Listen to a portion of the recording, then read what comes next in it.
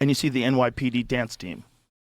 I haven't seen that. Okay, here we go. All right, you got to show me. The NYPD in the middle of the craziest migrant crisis anybody's ever experienced, in the middle of places where you attack police officers, violently attack police officers, and you release with no bail, like that, right back out on the street.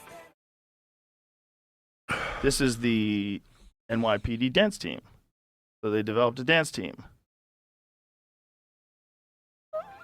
You remember when you were a kid and you thought about the fall of the Roman Empire? And you were like, did they see it coming? You think this is a clue? Is that what you're thinking? If a bigger clue would be an alien landing on the White House lawn. That's the only thing bigger. This is insanity.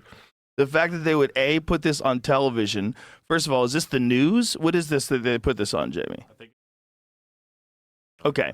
Isn't there a lot of other shit that's the news that's like really important for people to know about right now? You know what? I'll tell you, anything that lifts morale with law enforcement right now. That's true. You got to give them that. Anything that lifts the morale and bonds them, because they got the lowest morale ever, and I don't blame them. I don't blame them either.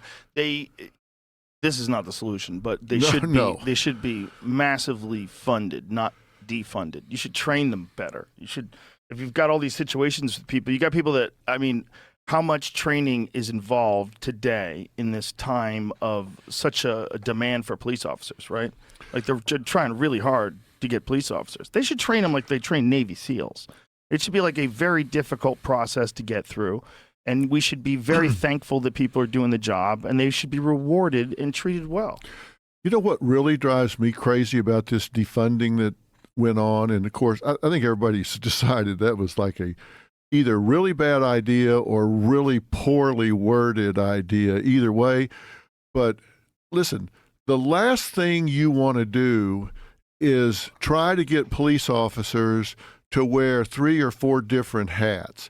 You don't want them showing up saying, okay, I want to try to be a social worker and a psychologist and defuse all of this and all. A police officer should show up and enforce the law. If not, people are going to get shot and killed.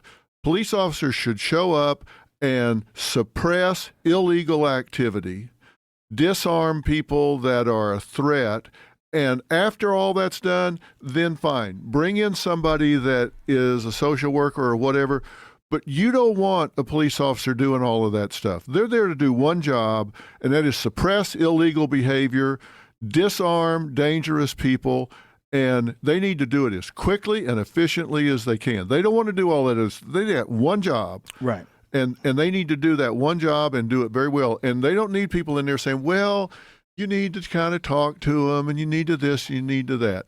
I'm not saying be heavy-handed or badge heavy, but they need to do what they're there to do and then let other people come in behind them and try to do all the rest of the stuff. You don't want a cop doing 3 different jobs. You want them doing one job, and that's suppress illegal behavior, get it under control, and then let somebody else do everything else. Yes. And you need money for that. Of course you do. You can't have defund the police and expect things to get better. No. The whole idea behind that is so insane. It was, and let me tell you, the people that were yelling defund the police weren't speaking for the people they were protecting. In those neighborhoods, they didn't want less police. No. They didn't want less police. It was their businesses that were getting robbed. Their businesses were getting burned down. They didn't want less police. And it's so often that these activists, and I call it tyranny of the fringe. I've written this new book we'll talk about, I'm sure, in due time. But I talk about tyranny of the fringe. These activists aren't speaking for the people they say they're speaking for. They're speaking for themselves. They like the camera. They like the attention. They're not speaking for the groups they supposedly are speaking for. And it works. That's what's crazy. It's effective. And in this day and age, when it's attached to something like the idea of being a progressive or being a good person, being on the left, being a kind person, you go along with these things, and the next thing you know, you're supporting the wildest of the leftists. You're supporting Antifa. You're turning a blind eye to violent thugs. And this is how screwed up everything's gotten just over the last few years. It seems like 10 years ago, this is not possible. No, and it's accelerating and not decelerating yet. But I'm beginning to sense that there's a pushback. Oh yeah, because I think they've made a serious miscalculation. They pushed so hard and so long that they've started to wake up Middle America to the point that they're saying, "Wait a minute, what?